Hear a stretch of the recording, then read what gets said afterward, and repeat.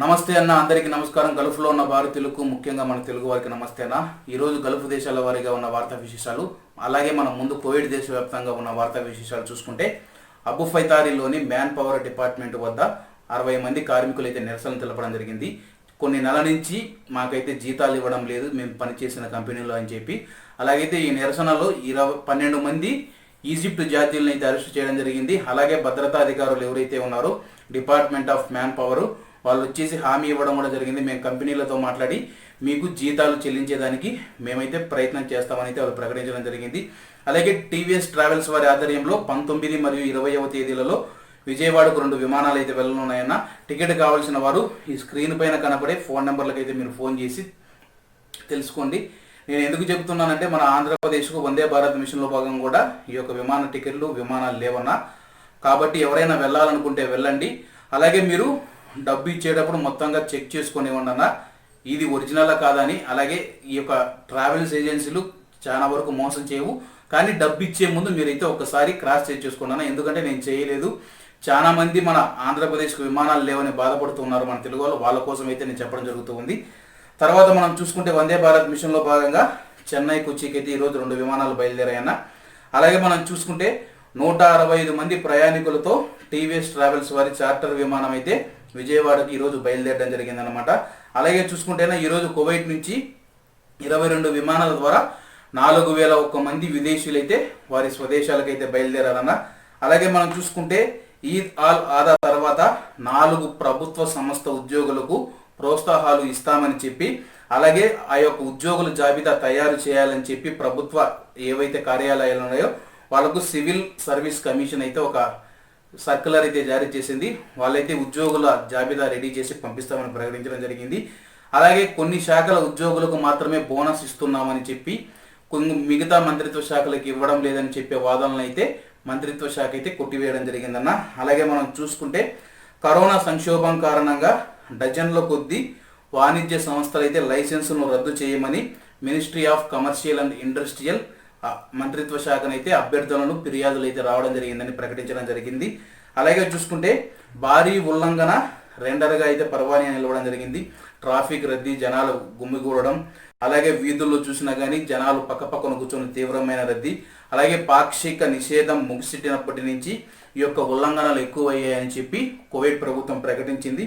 అలాగే చూసుకుంటే ఆన్లైన్ వేదికగా విద్యా కార్యకలాపాల కోసం ఏవైతే ఆన్లైన్లో క్లాసులు చెప్పేదానికి విద్యాశాఖ ప్రయత్నం చాలా వరకు విఫలమైందని చెప్పి నిపుణులు అయితే అభిప్రాయపడుతున్నారు. ఉపాధ్యాయులు, తల్లిదండ్రులు కూడా చాలా వరకు అయితే ఆన్లైన్ క్లాసులు హాజరయ్యేదానికి విద్యార్థులు సుముఖంగా ఉన్నారు, అలాగే ఉపాధ్యాయులు కూడా సుముఖంగా ఉన్నారు. ఈ యొక్క పరిణామాన్ని విద్యా మంత్రిత్వ శాఖ ఎలా పరిష్కరించాలనేది మనం చూస్తా ఉన్నాం. అలాగే ఖత్తర్ నుంచి ఆర్యన్ 9 అనే ఓడలో వచ్చిన 100 ఒంటెల్లో ఒక ఒంటె అయితే దిగుమతి చేసుకునేటప్పుడు సముద్రంలో పడిపోయిందన్న. అది ఈత కుట్టుకుంటూ భద్రతా అధికారుల సహాయంతో అయితే క్షేమంగా అయితే వాళ్ళు రక్షించడం జరిగిందన్న. ఇది షుబైక్ పోర్ట్లో అయితే జరిగింది. అలాగే మనం చూసుకుంటే కువైట్ బ్యాంకింగ్ అసోసియేషన్ అయితే హెచ్చరికలు పంపిందనమాట. ఈమెయిల్స్, SMS, ఫోన్ కాల్స్ ఎన్నో మార్లు మేము చెబుతూ ఉన్నా కానీ ప్రవాసులు, పౌరులు తమ యొక్క డబ్బు పోగొట్టుకున్నామని చెప్పి బ్యాంకులకు కంప్లైంట్లు వస్తూనే ఉన్నాయి. ఈ యొక్క పరిణామాల నేపథ్యంలో మరొకసారి హెచ్చరికలు అయితే జారీ చేసింది. బ్యాంకు అధికారుల నుంచి ఈమెయిల్స్ కానీ, SMSలు కానీ, ఫోన్ కాల్స్ కానీ రావు. ఒకవేళ వచ్చినా మీ యొక్క పాస్వర్డు, OTP, మీ బ్యాంకు వివరాలు అయితే అడగరని చెప్పి మరీ నొక్కి చెప్పిందన్న. ఇది ఒక్కరవ అందరూ గుర్తుంచుకోవాలని నేను చెబుతూ ఉన్నాను. అలాగే మనం చూసుకుంటే ఫిలిపిన్ ఎవరైతే సొలేబిగాతలో ఒక ఫిలిపిన్ మహిళ మరణంపై, అలాగే చూసుకుంటే ఆ యొక్క స్పాన్సరు దగ్గరలోని ఆసుపత్రికి తీసుకుపోయి చేర్పించడం జరిగింది. ఆమె అయితే మరణించడం జరిగింది. అలాగే దీనికి సంబంధించి ఫోరోనిక్స్ ల్యాబ్ వాళ్ళు అయితే నివేదిక ఇచ్చిన తర్వాత దర్యాప్తు కొనసాగుతుందని చెప్పి, ఇది సహజ మరణమా హత్య అనేది తేలాలని చెప్పి పోలీసులు అయితే ప్రకటించడం జరిగిందన్న. త్వరలో అయితే 3వ దశ ప్రారంభమవుతూ ఉంది. ఒకవేళ ప్రారంభమైతే ట్యాక్సీలో ఒక ప్రయాణికుడికి అనుమతి ఇస్తామని చెప్పి కువైట్ ప్రభుత్వం అయితే జరిగింది. ఇలా అయితే కువైట్లో కూడా త్వరలో ట్యాక్సీలు అయితే ప్రారంభమవుతాయన్న. తర్వాత చూసుకుంటే మంత్రిత్వ శాఖ లోగో పేపర్లను దొంగలించిన ఒక ప్రవాసిని అయితే చట్టరీత్యమైన నేరం చేశాడని వాళ్ళైతే రెడ్ హ్యాండర్గా పట్టుకున్నారు. అలాగే దీనికి సంబంధించి చూసుకుంటేనా దర్యాప్తు ఏదైతే పబ్లిక్ ప్రాసిక్యూషన్కి అయితే అప్పగించడం జరిగిందనమాట. అతన్ని అయితే తీసేసి పోలీసులకి అయితే అప్పగించడం జరిగింది. అసిస్టెంట్ సెక్రటరీ అలాగే ఆమెను కూడా సస్పెండ్ చేయడం జరిగింది అనమాట. ఈ యొక్క జనరల్ రిజిస్ట్రేషన్ స్టాంపులు అయితే అతను దొంగిలించడంగా మొత్తంగా రెడ్ హ్యాండర్గా అయితే అధికారులు అయితే పట్టుకోవడం జరిగిందన్న. దీనికి సంబంధించి మంత్రి ఆల్ ఏగర్ గారు అయితే తెలపడం జరిగింది. అలాగే చూసుకుంటే ఆర్థిక సామాజిక వ్యవహారాల శాఖ మంత్రి మరియం ఆల్ అఖిల్ కూడా ఈ యొక్క విషయంపై స్పందించడం జరిగిందన్న. అలాగే మనం కువైట్ నుంచి మొత్తంగా 342 మందికి వెళ్ళిన కరోనా వైరస్ సోకితే అందులో 27 మంది మాత్రమే హాస్పిటల్లో ఉండే ట్రీట్మెంట్ పొందుతూ ఉన్నారు. 315 మంది అయితే డిశ్చార్జ్ అయ్యి వెళ్ళిపోయారు. ఎవరు కువైట్ నుంచి వెళ్ళిన వారు కరోనాతో మరణించలేదన్న. అలాగే మనం కరోనా వైరస్ యొక్క వివరాలు తెలుసుకుంటే ప్రపంచవ్యాప్తంగా 1,37,31,000 అలాగే 517 మందికి యొక్క కరోనా వైరస్ సోకితే మొత్తంగా 5,87,781 మంది మరణించడం జరిగింది. భారతదేశ వ్యాప్తంగా చూసుకుంటే 32,695 కేసులు గడిచిన 24 గంటల్లో నమోదైతే మొత్తంగా 99,68,876 మందికి యొక్క వైరస్ వస్తే గడిచిన 24 గంటల్లో 606 మంది చనిపోవడం జరిగిందన్న. మొత్తంగా 24,915 మంది భారతదేశ వ్యాప్తంగా మరణించడం జరిగింది. తెలంగాణ రాష్ట్ర వ్యాప్తంగా చూసుకుంటే గడిచిన 24 గంటల్లో 1,597 కేసులు నమోదైతే మొత్తంగా 39,342 కేసులు నమోదైనాయి. తెలంగాణ రాష్ట్ర వ్యాప్తంగా 386 మంది మరణించడం జరిగింది. అలాగే మనం ఆంధ్రప్రదేశ్ రాష్ట్ర వ్యాప్తంగా చూసుకుంటే గడిచిన 24 గంటల్లో 2,593 కేసులు నమోదైతే మొత్తంగా 38,044 కేసులు నమోదవడం జరిగింది. మొత్తంగా 492 మంది ఆంధ్రప్రదేశ్ రాష్ట్ర వ్యాప్తంగా మరణించడం జరిగింది. అలాగే కోవిడ్ దేశవ్యాప్తంగా చూసుకుంటే గడిచిన 24 గంటల్లో 791 కేసులు నమోదైతే మొత్తంగా 57,668 కేసులు నమోదని మొత్తంగా 648 మంది సంపూర్ణ ఆరోగ్యంతో గడిచిన 24 గంటల్లో ఇంటికి వెళ్తే మొత్తంగా 47,545 మంది సంపూర్ణ ఆరోగ్యంతో ఇంటికి వెళ్ళడం జరిగిందన్న. గడిచిన 24 గంటల్లో 3 చనిపోతే మొత్తంగా 402 మంది కోవిడ్ దేశవ్యాప్తంగా మరణించడం జరిగింది. గడిచిన 24 గంటల్లో 4,341 కరోనా పరీక్షలు నిర్వహిస్తే కోవిడ్ దేశవ్యాప్తంగా 4,49,525 మందికి యొక్క కరోనా వైరస్ పరీక్షలు నిర్వహించడం జరిగింది. మొత్తంగా 9,721 మంది ఇప్పటి వరకు పలు ఆసుపత్రుల నుండి ట్రీట్మెంట్ పొందుతూ ఉంటే మొత్తంగా 142 మంది ఐసీయూలు అయితే ఉన్నారన్న. గవర్నర్ రేట్ల ఆధారంగా మందకాల వారీగా ఏ దేశాల వారికి ఎన్నెన్ని కరోనా వైరస్ సోకిలాయని కువైట్ ఆరోగ్య శాఖ అయితే డేటా ప్రకటించలేదన్న. ఓన్లీ ప్రస్తుతానికి ఇప్పుడు నేను మీకు వినిపించాను కదా, ఆ యొక్క డేటా మాత్రమే ఉంది. అలాగే మనం దుబాయ్ దేశవ్యాప్తంగా వార్తా విశేషాలు చూసుకుంటేనా మానవత్వం చాటుకున్న దుబాయ్ ఆసుపత్రి యాజమాన్యం అన్నమాట. తెలంగాణకు చెందిన కరోనా రోగికి చికిత్స అందిస్తే 1,52,00,000 అయితే బిల్లు మాఫీ చేయడం జరిగింది.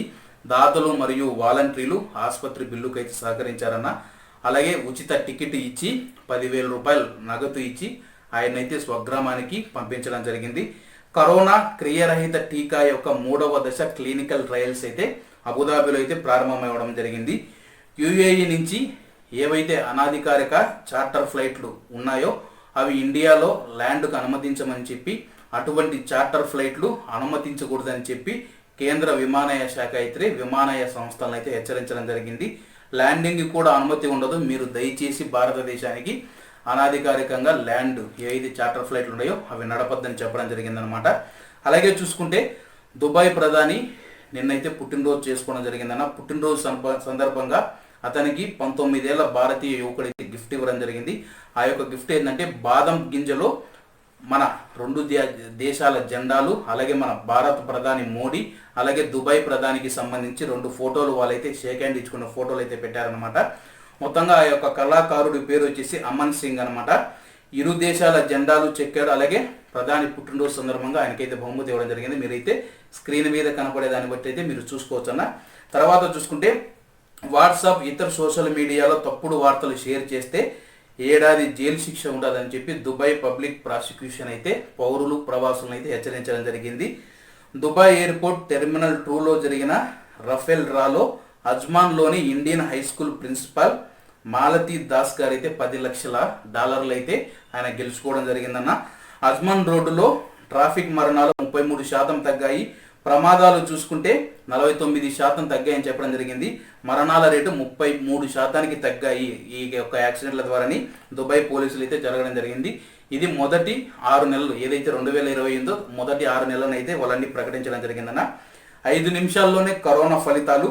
అబుదాబి సరిహద్దుల్లో అయితే సరికొత్త లేజర్ స్క్రీనింగ్లను అయితే ఆరోగ్య శాఖ ఏర్పాటు చేయడం జరిగింది. ఇవి ఎవరైతే అబుదాబిలోకి వస్తున్న ఫ్యామిలీస్ కోసం అయితే ఉపయోగిస్తున్నాం, త్వరలో అందరికీ ఉపయోగిస్తామని చెప్పి ఆరోగ్య శాఖ ప్రకటించడం జరిగింది. దుబాయ్ ఆసుపత్రిలో అయితే శానిటైజింగ్ చేసేదానికోసం స్పాట్ రోబోలు వాడుతూ ఉపయోగిస్తున్నట్లు దుబాయ్ హెల్త్ అథారిటీ అయితే తెలపడం జరిగిందన్న. అబుదాబిలో చూసుకుంటే మనం అబుదాబి నుంచి ఇండియాకి వెళ్ళిన 4గురికి అయితే కరోనా సోకింది. ఆ 4గురు అయితే డిశ్చార్జ్ అయ్యి ఇంటికి వెళ్ళిపోవడం జరిగిందన్న ఆరోగ్యంగా. అలాగే మనం ఒమన్ దేశవ్యాప్తంగా వార్తా విశేషాలు చూసుకుంటే ఒమన్ మరియు భారతదేశం మధ్య 2019లో 1 బిలియన్ రియాల వాణిజ్య వ్యాపారం జరిగిందని చెప్పి ఒమన్ ప్రభుత్వం ప్రకటించడం జరిగింది. అలాగే చూసుకుంటే 445 మిలియన్ల ఒమన్ రియాలను ఒమన్ ప్రభుత్వం దిగుమతి చేసుకుంటే ఒమన్ ప్రభుత్వం 725 మిలియన్ల ఒమన్ రియాల వాణిజ్యాన్ని అయితే ఎగుమతి చేశామని ప్రకటించడం జరిగింది. ఒమన్లో భారత పెట్టుబడులు 276 ఒమన్ మిలియన్ రియాలకైతే చేరుకుందని చెప్పి ఓసీసీఐ చైర్మన్ గారు అయితే తెలపడం జరిగిందన్న. అలాగే చూసుకుంటే యాస్కూల్లోని విలాయత్లో పర్వతం మీద పాము కరిచిన వ్యక్తిని అయితే public authority for civil defence అయితే రక్షించి ఆసుపత్రిలో చేర్పించడం జరిగిందన్న. ఇకపై ఒమన్ ప్రభుత్వ సంస్థలు, కోర్టులు ఏవైనా సరే ఆన్లైన్ ద్వారానే ప్రజలకు సేవలు అందిస్తాయని చెప్పి జ్యుడిషియల్ అడ్మినిస్ట్రేషన్ అధికారి ఖలీఫా బిన్ మహమ్మద్ గారు అయితే తెలపడం జరిగిందన్న. ఆగస్టు 2 నుంచి అయితే ఈ సేవలు అందుబాటులోకి రానున్నాయని ఆయన అయితే ప్రకటించడం జరిగింది. ఇంటికి వెళ్ళి కరోనా కారణంగా ఒమన్కు రాకుండా ఉన్న ప్రవాసులైతే ఏవైతే మనం ఇప్పుడు ఇండియాలో ఉన్నాం, ఇండియాలోని ఒమన్ ఇండియన్ ఎంబసీకి వెళ్ళి మనం ఏవైతే మనకు అకామా ఏదైతే మనకు మొత్తంగా వీసాలు ఉన్నాయో అవన్నీ చూపించి ఆ ఒమన్ ఇండియన్ ఎంబసీ నుంచి మనం అనుమతి పొంది తర్వాత మనం ఒమన్కు రావచ్చని చెప్పి ఒమన్ ప్రభుత్వం అయితే ప్రకటించడం జరిగిందన్న. అలాగే మనం చూసుకుంటే వందే భారత్ మిషన్లో భాగంగా లక్నోకి అయితే ఈరోజు ఒక విమానం బయలుదేరింది. ఈ రోజు నుంచి రాయల్ ఒమన్ పోలీసులు అయితే నివాస కార్డులు రెన్యువల్ చేసుకుని వారికి జరిమానాలు విధిస్తామని అయితే చెప్పడం జరిగింది. వివిధ గవర్నర్ రేట్లో జాతీయ సెరోలాజికల్ సర్వే కొనసాగుతుందని చెప్పి ఆరోగ్య శాఖ అయితే ప్రకటించింది. కరోనా వైరస్ యొక్క వివరాలు తెలుసుకుంటే గడిచిన 24 గంటల్లో 1327 కేసులు నమోదైతే మొత్తంగా 62,574 కేసులు నమోదని, గడిచిన 24 గంటల్లో 9 మంది మరణిస్తే మొత్తంగా 290 మంది ఒమన్ దేశవ్యాప్తంగా మరణించడం జరిగిందన్న. తర్వాత మనం సౌదీ దేశవ్యాప్తంగా వార్తా విశేషాలు చూసుకుంటే మత్స్యకారులు సౌదీలో 80% మంది ప్రవాసులే ఉన్నారు, 20% మంది మాత్రమే సౌదీలో ఉన్నారని చెప్పి కార్మిక మంత్రిత్వ శాఖ అయితే ప్రకటించడం జరిగింది. మొత్తం 30,332 మంది మత్స్యకారులు సౌదీలో ఉంటే అందులో 3,729 మంది సౌదీ పౌరులు ఉన్నారు, 27,801 మంది ప్రవాసులు ఉన్నారని చెప్పి కార్మిక మంత్రిత్వ శాఖ అయితే గణాంకాలను అయితే విడుదల చేసిందన్న.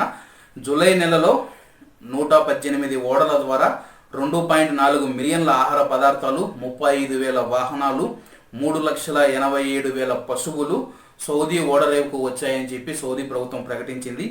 గత వారం 24,000 షాపులను తనిఖీ చేశామని రియాద్ మున్సిపాలిటీ అయితే ప్రకటించడం జరిగిందన్న.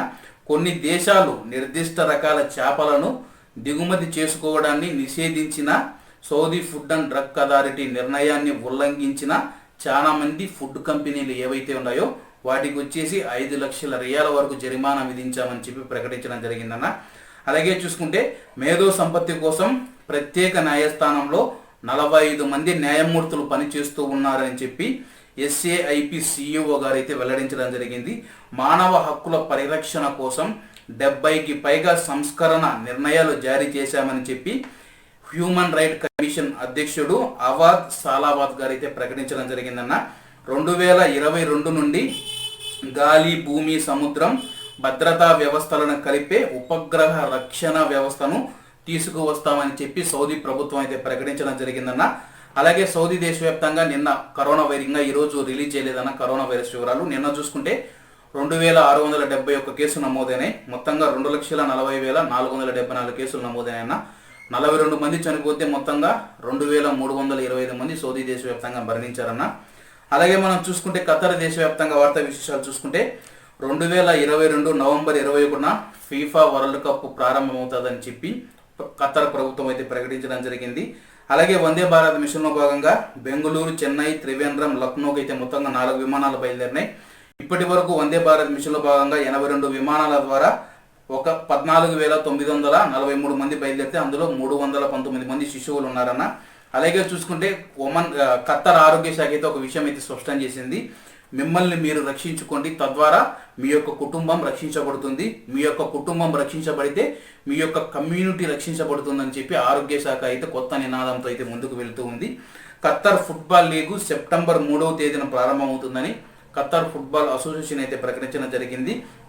అలాగే చూసుకుంటేనా ఖత్తర్లో 4 సంస్థలను 2 వ్యక్తులను అయితే ఉగ్రవాదుల జాబితాలో అయితే చేర్చినట్టు ఖత్తర్ ప్రభుత్వం ప్రకటించింది. ఖత్తర్ ఎయిర్వేస్ తన ఏదైతే కార్గో ప్రాజెక్టు ఉందో దాన్ని 1 మిలియన్ ఏదైతే కార్గో కేజీల బరువును తీసుకుపోయేదానికైతే ఆ యొక్క ప్రాజెక్టును అయితే ప్రారంభించినట్టు ఖత్తర్ ఎయిర్వేస్ ప్రకటించడం జరిగింది. అలాగే ఖత్తర్ నుంచి వెళ్ళిన 18 మందికి కరోనా వైరస్ వస్తే 18 మంది సంపూర్ణ ఆరోగ్యంతో డిశ్చార్జ్ అయ్యి ఇంటికి వెళ్ళిపోవడం జరిగిందన్న. అలాగే మనం కరోనా వైరస్ యొక్క వివరాలు తెలుసుకునే గడిచిన 24 గంటల్లో 494 కేసులు నమోదైతే మొత్తంగా 1,05,474 కేసులకు చేరుకోవడం జరిగింది. గడిచిన 24 గంటలు ఒకరు మరణిస్తే మొత్తంగా 152 మరణించడం జరిగింది.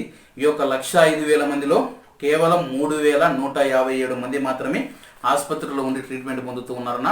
మిగతా వారంతా డిశ్చార్జ్ అయ్యి ఇంటికి వెళ్ళిపోవడం జరిగింది.